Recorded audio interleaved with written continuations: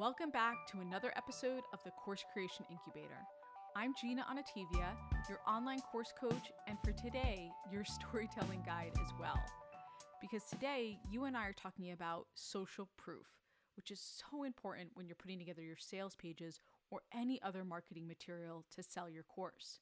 Now, I think the biggest mistake that we can make when we have social proof or when we feature it is we don't tell stories. We just list off quotes. Working with Gina was really great, and I got my course done, and I was able to script it and put the handouts together, and it was awesome. That's a quote, right?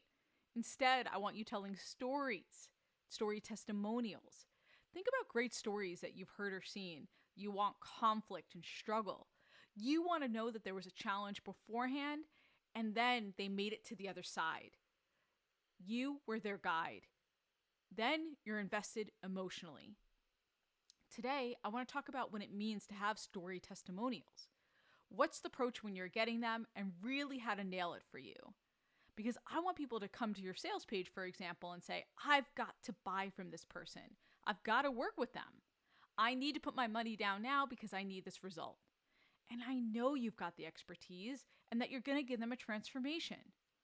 And by the way, if you're listening to me right now and saying, Gina, I don't have any course transformations yet. I'm in the process of building my course. How am I going to work on story testimonials for students I don't have yet? Well, while you're listening to this podcast, think about your coaching clients or consulting clients. As part of that exchange, whether you're doing it for a trade or for free, I want to make sure you're getting your story testimonials. So be listening with that idea in mind. Okay, let's talk about this approach, and I've got a 3-step process to getting really juicy story testimonials.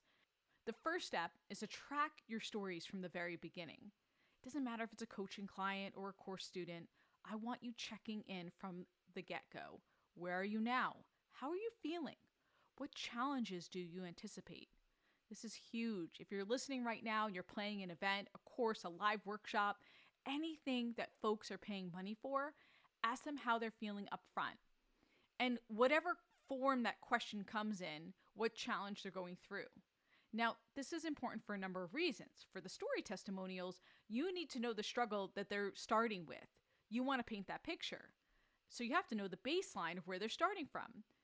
For me, I always start my 6-week accelerator with a survey. Where are you now? How are you feeling? What do you think is going to be the biggest obstacle to getting your course done? I do the survey because I want to know how to support them, and I'm also curious to know where their struggle is. So ask your people, survey them, poll them, get on the phone, whatever it takes. Then you're going to track those stories, and you're going to start to see them take shape because you're going to pay attention to say who, for example, has a story of overwhelm that becomes a story of breaking through and then ultimate success. I talk about Megan Helmsley on this podcast because, well, she's amazing. She's the woman who helps folks trim donkey hooves, helps donkey farriers. And she has an incredible course. And if I think back to March of 2020, Megan talks about how she didn't know where the next paycheck was coming from. And it was bleak. I paint that picture when I talk about Megan. I talk about how the money was running out and she didn't know what she was going to do. And then she took the 6-week accelerator. So I tell that story, where she's coming from. I set that up, and you're going to do that for your own student. And then there's the progression. Megan struggled with figuring out how to present her content. Then she was worried about, when do I officially launch? And I tell the story about how I sent her a chat and said, you're launching tomorrow. And then she went for it. And then, of course, I share the after, where she makes $50,000 in 6 months. San Francisco Zoo is calling her to do a guest spot. She's doing a documentary that will likely end up on PBS. So there's the story of the struggle and then the triumph. You're figuring out the before and after so you can write the most compelling story for each successful student. By the way, another piece of this is showing yourself as the guide. Your student is the hero because they got it done, right? They did all the hard work. You were the Obi-Wan Kenobi who helped them figure out the way to get it done. Make sure that's part of your testimonial story as well.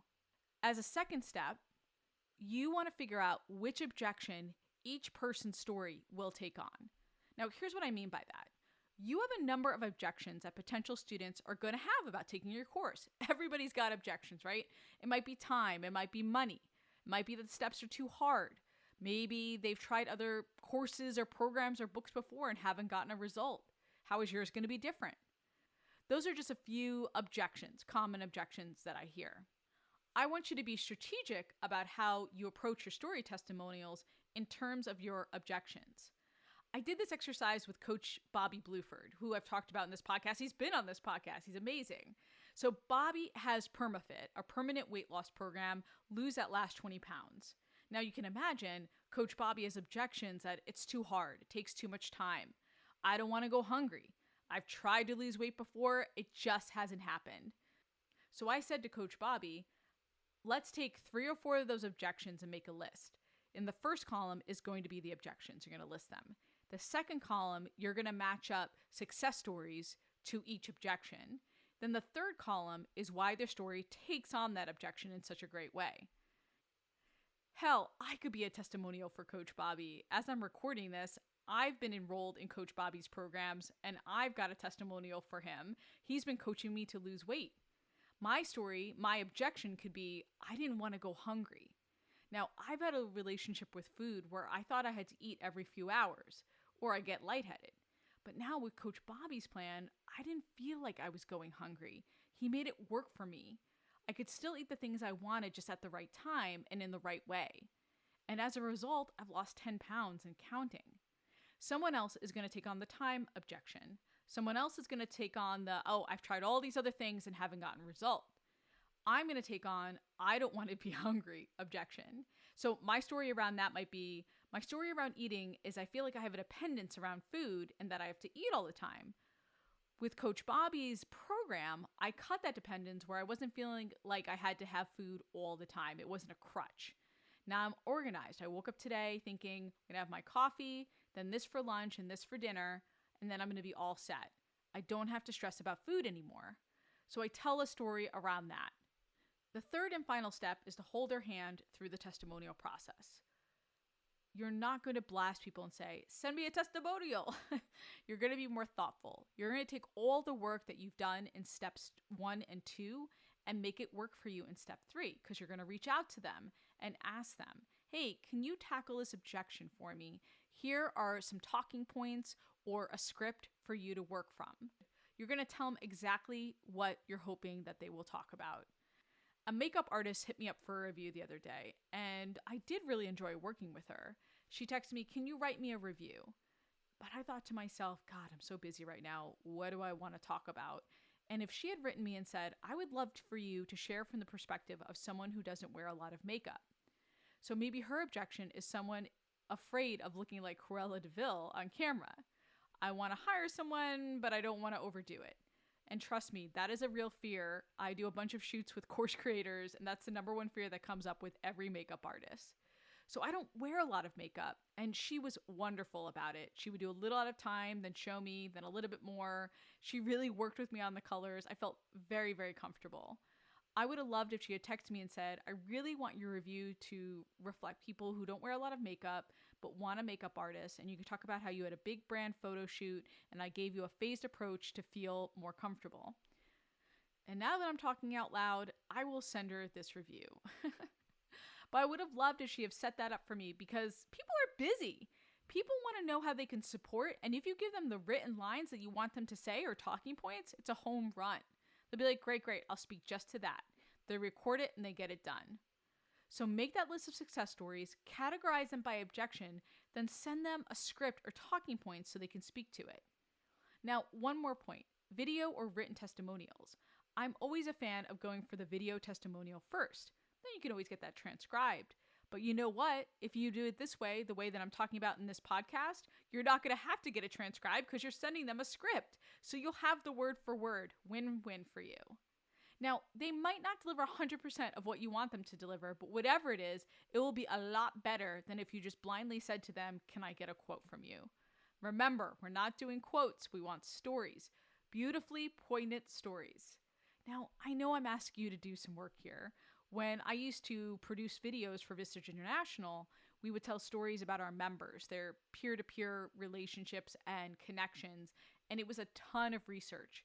We did research about each member, their pain points, what the transformation was. Because I wasn't telling testimonials, I was telling stories. I promise you the preparation will pay off for your sales efforts and your marketing materials. Do the work. I promise it will work out. If you have questions about how to put together an awesome story testimonial, hit me up on Insta at Course Creation Boutique. Next week, you and I are going to talk about one of my favorite pieces of the course creation process, figuring out your bonuses that you want to offer and what's going to make for a truly enticing package for you. I'll see you next week. Please rate and review this episode.